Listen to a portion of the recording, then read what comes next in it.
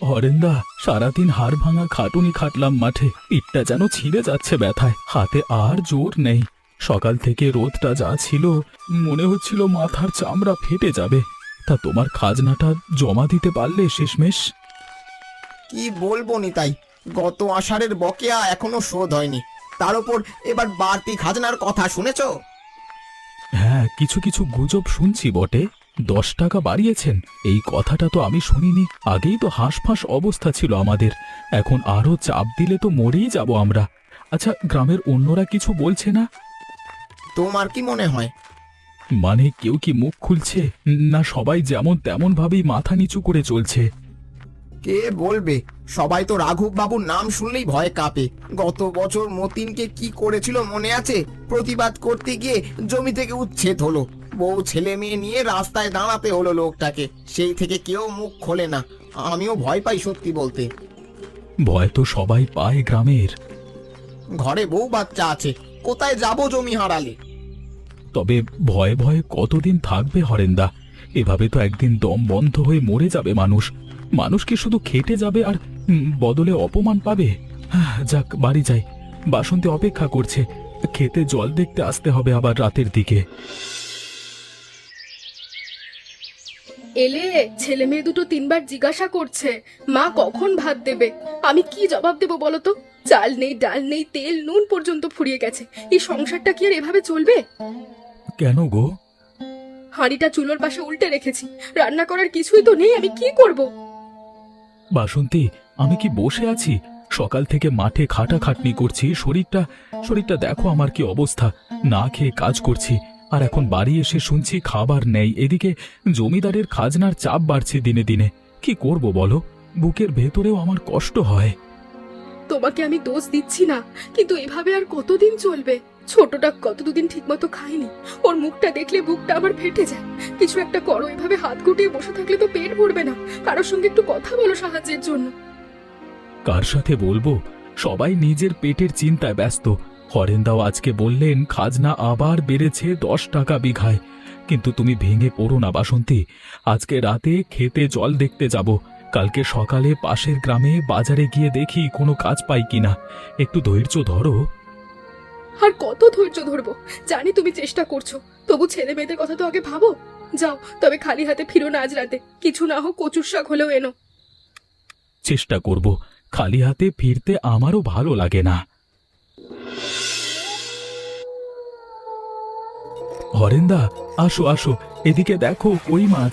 ক্ষেতের কাদায় কই মাছ পাচ্ছি, একটা দুটো। এই দেখো আরেকটা উঠে এলো। কই দেখি। এত বড় বড় কই মাছ, আমি জানতাম না এই ক্ষেতে এত মাছ আছে। পায়ের কাছে কেমন যেন নড়লো। প্রথমে ভেবেছিলাম সাপ নাকি, তারপর হাত দিলাম আর সত্যি তো, বাহ, বেশ তাগড়া তাগড়া মাছ দেখছি। এ তো বরং বেশ ভালো জিনিস, কিন্তু সাবধান নিতাই, এই জমি তো রাঘব বাবুর নামে আছে। উনি জানতে পারলে বলবেন মাছও তার সম্পত্তি। জমিদারের স্বভাব জানো তো, লোকটা কথায় কথায় আইন বানিয়ে ফেলে। হরেন্দা, আমি এই জমিতে ঘাম ঝরিয়ে চাষ করি। জমিদার কি কোনো দিন এই খেতে পা রেখে দেখেছে? বলবো না কাউকে, চুপচাপ কিছু মাছ ধরে বাজারে বিক্রি করব। আপাতত আজকে যদি দুটো মাছ নিয়ে যাই, অন্তত ছেলে মেয়েগুলো পেট ভরে খেতে পারবে। আমারও তাই মনে হয়, তবু আমি বলছি খুব সাবধানে করো এসব। কালু ঘুরে বেড়ায় এদিক ওদিকে, রাঘব বাবুর কানে দেয় সব খবর। ধরা পড়লে বিপদ হবে তোমার। বুঝেছি, আজকে রাতে নিই, কালকে দেখি আর কি করা যায়। ঠিক কথা, তবে তুমি একা খেও না, বেঁচে টাকা জমাও। দিনকাল যা পড়েছে, সামনে কি হয় কে জানে।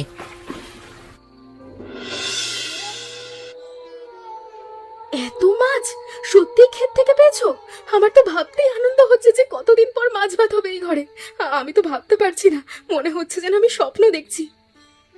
গরমে কাদায় কই মাছ থাকে, এটা আমার বাবা বলতেন, কিন্তু আমি কোনো দিন দেখিনি। তবে শোনো বাসন্তী, সব মাছ রান্না করো না। এই ঝুড়ির মাছগুলো বাজারে নিয়ে যাব, বিক্রি করলে কিছু টাকা হবে। সেই টাকা দিয়ে চাল কিনবো, তেল নুন আনবো সংসারের জন্য। ছেলে মেয়ের জন্য একটু ব্যবস্থা এবার হবে হয়তো। বাজারে নিয়ে যাবে? কিন্তু কেউ জানতে পারলে? গ্রামে কথা রটে জমিদারের কানে গেলে তো মহা বিপদ হবে। তুমি একটু ভেবেচিন্তে কাজ করো, আর গেলে গ্রামের বাজারে যেও, পাশের, এই গ্রামের হাটে নয়। ঠিক বলেছ, পাশের গ্রামেই যাব। এখানকার হাটে গেলে কালু দেখে ফেলবে আর সোজা রাঘব বাবুকে খবর দেবে। তুমি চিন্তা করো না। আর শোনো, হরেন্দা জানেন ব্যাপারটা, উনিও চুপ থাকবেন বলেছেন। আমাকে কয়েকদিন সময় দাও, কিছু টাকা জমাবো, দেখবে সব ঠিক হয়ে যাবে। তোমার উপর আমার ভরসা আছে, তবে সাবধান, যদি কেউ দেখে তুমি দুটো পয়সা পেয়েছো তাহলে হিংসে মরবে। জানি, তাই চুপচাপ করব, শুধু সংসারটা একটু টেনে তুলি, তারপর দেখা যাবে। হরেন, কিরে বেশ হাসি খুশি দেখাচ্ছে তোকে আজকাল। তোর বন্ধু নিতাইকেও দেখছি আনন্দে আছে। তা বাজারে নাকি মাছ বেচছে আজকাল শুনলাম। তা কোথা থেকে আসছে এত মাছ? গরিব চাষি হঠাৎ মাছের ব্যবসায়ী হলো কি করে? হ্যাঁ, কি বলছো কালুদা? আমি তো কিছুই জানি না। নিতাই তো মাঠে কাজ করে, আমিও করি। মাছের কথা কোথা থেকে শুনলে? গ্রামে কত গুজব ছড়ায়, সব কি সত্যি হয়? এ তো লেগেই আছে। গুজব না রে হরেন, পাশের গ্রামের বাজারে লোক বলা বলি করছে। আমি খোঁজ নিয়ে জেনেছি কথাটা সত্যি। এখন প্রশ্ন হলো, মাছ আসছে কোথা থেকে? নিতাইয়ের তো পুকুর নেই, তাহলে কি ক্ষেতের মাছ ধরছে? যদি তাই হয় তবে ক্ষেতটা কার সেটা তো জানিস। রঘুবাবুর জমির কথাটা মনে রাখবি। কালুদা, তুমি খামোকা ঝামেলা বাড়িও না। নিতাই গরিব মানুষ, বউ ছেলে মেয়ে নিয়ে কষ্ট করে। একটু মাছ পেলে ক্ষতি কি ওর? রাঘব বাবুকে বলে কি লাভ হবে? লোকটার সংসার শেষ হয়ে যাবে। আমার কাজ হলো খবর দেওয়া ওনাকে। মোড়ল বাবু কি করবেন সেটা তিনিই বুঝবেন। তুইও যদি আজ চুপ করে থাকিস তাহলে তোরও দায় আছে হরেন, ভেবে দেখিস। পরে যেন বলিস না কোনো বিপদে পড়লে যে আমি তোকে সাবধান করি। দায় কার সেটা একদিন ঠিক বোঝা যাবে কালুদা।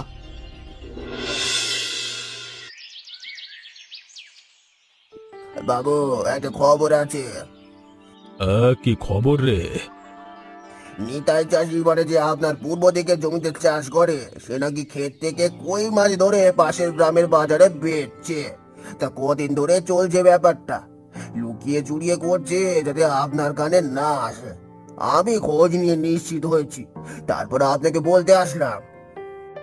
নিতাই মানে সেই হাড় গিলে ভিখিরি চাষিটা খাজনা দিতে পারে না, অথচ আমার জমির মাছ ধরে বাজারে বেচছে। এ তো চুরি। আমার জমি তাহলে মাছও আমার। সে কোন সাহসে আমার সম্পত্তিতে হাত দিচ্ছে? কতদিন ধরে চলছে এটা? 7-8 দিন হবে বাবু। প্রতি সন্ধ্যায় যায়, রাতে ধরে আর ভোরে পাশের গ্রামে বেঁচে আসে। শুনেছি বেশ ভালো দাম পাচ্ছে। ওই মাছের চাহিদা আছে বাজারে। লোকটা চালাক, এই গ্রামের হাটে আসে না, পাশের গ্রামে যায় যাতে কেউ না জানে। আমার সামনে চালাকি? কালকে সন্ধে আমি নিজে যাব খেতে, ওকে হাতে নাতে ধরবো। তুই আগে থেকে কিছু বলবি না কাউকে। ঠিক আছে বাবু। আর শোন কালু, ওই হরেনটাও জানে নিশ্চয়ই, দুজনকে শিক্ষা দিতে হবে। আমার জমিতে আমার অনুমতি ছাড়া একটা মাছও কেউ ছুঁতে পারবে না। জি হুজুর, আপনি যা বলবেন তাই হবে। নিতাই, কি করছিস আমার খেতে? খাজনা দিতে পারিস না, আমার জমির মাছ চুরি করে বাজারে বেচছিস। তোকে তো আমি বিশ্বাস করে জমি দিয়েছিলাম চাষ করতে, তুই সেই বিশ্বাসের এমন দাম দিলি? রাঘববাবু, শুনুন শুনুন, এই মাছ কোনো পুকুরের মাছ না, গরমে কাদার কই মাছ। আমি এই খেতে সারাদিন খাটাখাটনি করি, আমার পরিশ্রমে এই জমিতে ফসল ফলে, তাহলে এই মাছের উপর আমার অধিকার নেই? অধিকার আবার কিসের? তোর অধিকারের কথা বলছিস? জমি কার নামে আজ? আমার। তাহলে জমির সবকিছু আমার, তুই শুধু সামান্য একটা মজুর, বুঝলি? তার মানে আমার কোনো অধিকার নেই? তোকে চাষ করতে দিয়েছি, এটাই তোর জন্য অনেক। এখন থেকে যত মাছ ধরবি সব আমাকে দিবি, আর আগে যা বেচেছিস তার টাকা ফেরত দিবি, নাহলে জমি থেকে তুলে দেব। জমি থেকে তুলবেন? এত সহজ নাকি? আমি কি চুরি করে কোনো কিছু ঘরে তুলেছি যে আমাকে তুলে দেবেন? যে জমিতে আমি দিন রাত খাটাখাটনি করেছি, সেই জমির কাদা থেকে দুটো মাছ তুলে ছেলে মেয়েকে খাওয়ালে সেটা অপরাধ হয়ে যায় নাকি? মুখ সামলে কথা বল। তোদের মতো লোককে যত মাথায় তোলা হয় ততই তোদের সাহস বাড়ে। আজকে মাছ নিশ্চিত, কাল পরশু বলবি জমিটাই তোরা। আমি আমি আমি আমি আমার পাওনা বেশি চাই না কখনো, সেটা আপনি জানেন। অনেক বেড়ে গেছে নিতাই, হুজুরের সামনে দাঁড়িয়ে এত কথা বলার সাহস করছে যখন, তখন বাবু ওকে উচিত শিক্ষা দিয়েই দেবে। সত্যি কথা বললে বাড়াবাড়ি হয় হয় নাকি কাকা? শোন, এত কথা শুনতে চাই না আমি। কালকে সকাল পর্যন্ত সময় দিলাম, টাকা পয়সার হিসেব ঠিক করে রাখবে, নাহলে দেখবি কি করি। আমি তো বলেছিলাম সাবধানে থাকতে, এখন কি হবে? জমিদার জমি কেড়ে নিলে আমরা কোথায় যাব? মতিনের মতো রাস্তায় বসবো? ছেলে মেয়ে দুটোকে নিয়ে ভিক্ষা করব? তুমি কেন শুনলে না আমার কথা? এখন সর্বনাশ হলো তো। বাসন্তী, শোনো আমার কথা, সাবধান থেকে কি হতো, আজকে না হয় কালকে ধরা পড়তাম, কিন্তু আজকে একটা জিনিস বুঝতে পেরেছি, এই ভয়ে ভয়ে আমরা কতদিন এভাবে চলবো? আমার ছেলে মেয়েও কি এভাবেই চলবে? বড় বড় কথা বলা সহজ, কিন্তু জমিদারের বিরুদ্ধে দাঁড়ালে কে তোমার পাশে থাকবে? গ্রামের লোক তো নিজেরাই ভয় পায়। হরেন্দা, উনিও থাকবেন না। কিন্তু আমাকে চেষ্টা করতে হবে। কালকে সকালে হরেন্দার সাথে আর গ্রামের অন্য চাষিদের সাথেও কথা বলবো। সবাই যদি একসাথে দাঁড়ায়, রাঘব বাবু কিছু করতে পারবে না। তোমার কথা শুনে আমার আজ ভয়ও লাগছে, আবার একটু আশাও হচ্ছে। যাও, কথা বলো সবার সাথে, কিন্তু মাথা ঠান্ডা রেখো। রাগের মাথায় এমন কিছু করো না যাতে ক্ষতিটা উল্টে আমাদেরই হয়। হরেন্দা, গতকাল রাঘব বাবু আমাকে হাতে নাতে ধরে বলেছে সব মাছ তার, টাকা ফেরত দিতে হবে, না হলে জমি থেকে তুলে দেবে। আমি রাত ভোর ভেবে দেখেছি। জানতাম এরকম কিছু একটা হবে, কিন্তু তুই কি ভেবেছিস? আর ভয় থাকবো না হরেন্দা, আমি প্রতিবাদ করব, কিন্তু আমার একার পক্ষে সম্ভব না।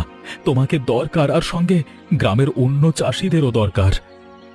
নিতাই, তোর কথা ঠিক আছে, কিন্তু আমি কি করব? আমারও তো জমি আছে রাঘব বাবুর অধীনে। আমি তোর পাশে দাঁড়ালে আমাকেও তুলে দেবে। আমারও তো সংসার আছে, তুই বুঝে দেখ আমার অবস্থাটা। হরেন্দা, তুমি কি ভাবছো এভাবে পালিয়ে থাকলে বাঁচবে? আজকে আমি, কালকে তুমি, পরশু অন্য কারোর সাথে হবে এরকম অন্যায়? এভাবে ওরা একে একে সবাইকে শেষ করবে, কিন্তু আমরা সবাই যদি একসাথে বলি এটা অন্যায়, আমরা মানব না। তাহলে কি করব? রাঘব বাবু সব চাষিকে তুলে দেবে, তাহলে জমি চাষকে করবে, ফসল ফলাবে কে? তোর কথা অবশ্য ঠিক যে আমরা না থাকলে রাঘব বাবুর কিছুই নেই, ওর অত অহংকারের জমি পড়ে থাকবে খালি। কিন্তু সবাইকে রাজি করানো কি সহজ হবে? অনেকে ভয় পাবে। তাছাড়া ওই কালু আছে। কালু একজন, আমরা ২০-২৫ ঘর চাষি এই গ্রামে। তুমি একটু সাহস করো হরেন্দা, তুমি বয়সে বড়, তোমাকে দেখে অন্যরাও আসবে। তুমি যদি বলো তাহলে লোকজন শুনবে। তুই ঠিকই বলেছিস, আমি এতদিন শুধু ভেবেছি কেমন করে নিজের ঘর বাঁচাবো। ঠিক আছে নিতাই, আমি তোর সাথে আছি। আজ দুপুরে ২-৪ জনকে ডাকি, দেখি কে কে আসে। কালু কাকা, একটু দাঁড়াও, তোমার সাথে কথা আছে আমার। কি কথা? তুমি রাঘব বাবুকে আমার খবর দিয়েছো সেটা আমি জানি, তোমার উপর রাগ আমার নেই, কিন্তু একটা কথা জিজ্ঞেস করি, তুমি কি ভালো আছো? তার মানে? মানে তোমার সংসারে কি কোনো অভাব নেই? তুই আমাকে শেখাবি নিতাই? আমি রঘু বাবুর কাছে কাজ করি, তিনি আমাকে দেখেন। তোর মতো আমি চুরি করি না। তুই ক্ষেতের মাছ চুরি করেছিস, তোর শাস্তি হবে। আমাকে মাঝখানে টানিস না। কালু কাকা, চুরি বলছো? এটা আমার পরিশ্রম, চুরি না। আর সেই জন্যই এটা আমার অধিকার। আজকে আমার বিরুদ্ধে লাগিয়েছো, কালকে দেখবে কালকে তোমাকেও ছুঁড়ে ফেলবে যখন দরকার পড়বে। তুই বেশি বলছিস নিতাই। আমি রঘু বাবুকে সব বলবো, আর বললে তোর সাথে ভালো হবে না। বলো, কিন্তু একটু ভাবো কালু কাকা, তুমিও তো এই গ্রামেরই মানুষ, তোমার বাবাও তো চাষি ছিল। কথা কম বল, আমি কার পক্ষে থাকবো সেটা আমি জানি। তো ভালো, শুধু না দেরি হয়ে যায়।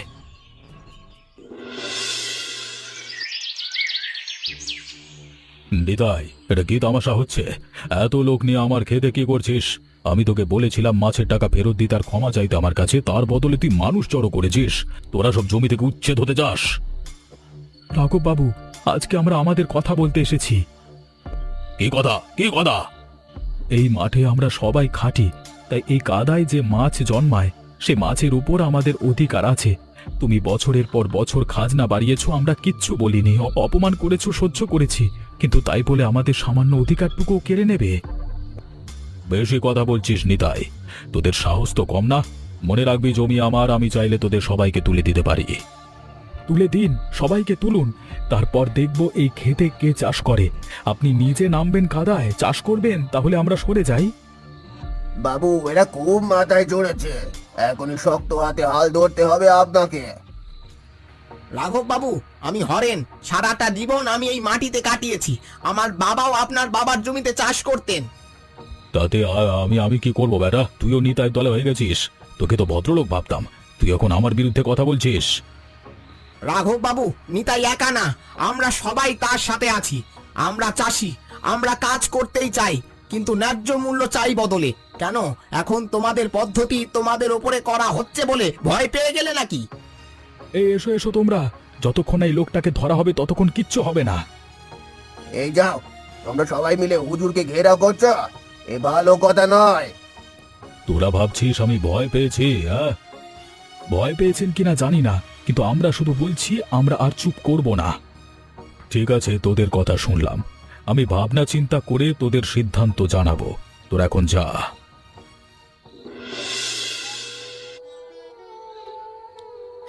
সত্যি পিছিয়ে গেলেন রাঘব বাবু?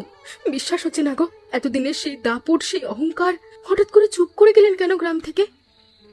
তার কারণ আমরা এক হয়েছি সবাই, এটা এর আগে কখনো কেউ করেনি। কিছু একটা আবার ফন্দি আটছেন না তো? আমি এখনো পুরো নিশ্চিন্ত হতে পারছি না। ফন্দি আঁটতেও পারেন, কিন্তু এখন আর আমি একা নই বাসন্তী। হরেন্দা আছেন, গ্রামের আরো চাষিরা আছে। রাঘববাবু বুঝে গেছেন আমাদের সবাইকে তুললে তার নিজের ক্ষতি হবে। কিন্তু তাই বলে হঠাৎ করে ঘরের চাবি লাগিয়ে কোথায় গেলেন? আসলে ভয় পেয়ে গেছে যে গ্রামে থাকলে হয়তো প্রজাদের হাতে মার খেতে পারে, কারণ এখন সবাই রেগে আছে আর সবাই এক হয়ে গেছে। তাই কিছুদিনের জন্য হয়তো অন্য গ্রামে কোনো অতিথিদের কাছে থাকে। একটা কথা বলবো তোমাকে, আজ তোমার জন্য না আমার গর্ববোধ হচ্ছে। কতদিন দেখেছি তোমাকে মাথা নিচু করে ঘরে ফিরতে, কথা বলতে না পেরে চুপ করে বসে থাকতে। আজ তোমার কথা শুনে গ্রামের সবাই এক হয়ে গেছে, আর ক্ষেতের কাদায় একটা মাছ এভাবেই সব বদলে দিল। ঠিক বলেছ, এর থেকে বোঝা যায় যে কেউ একা একা কোনো কিছু করতে পারে না, সবাইকে তার জন্য একসাথে হয়ে প্রতিবাদ করতে হয়।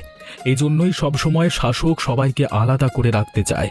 কিন্তু আমরা যদি একসাথে প্রতিবাদ করি তাহলে এরকম শয়তান অত্যাচারী শাসকের শেষ হয়। সেটাই তো বলছি, যে আমাদের গল্প থেকে সবাই যেন এটাই সত্য, যে কোনো অত্যাচারের বিরুদ্ধে তারা যেন প্রতিবাদ করে, মুখ বুজে মেনে না নেয়। আচ্ছা, তোমরা বলতে পারবে জমিতে কোন কাজ করতে গিয়ে আমি মাছের খোঁজ পেয়েছিলাম? উত্তরটা কিন্তু তোমরা কমেন্ট করে জানিও। চলো ঘরে যাই, আজ মাছ ভাত রান্না করব, ছেলে মেয়ে দুটো অপেক্ষা করছে।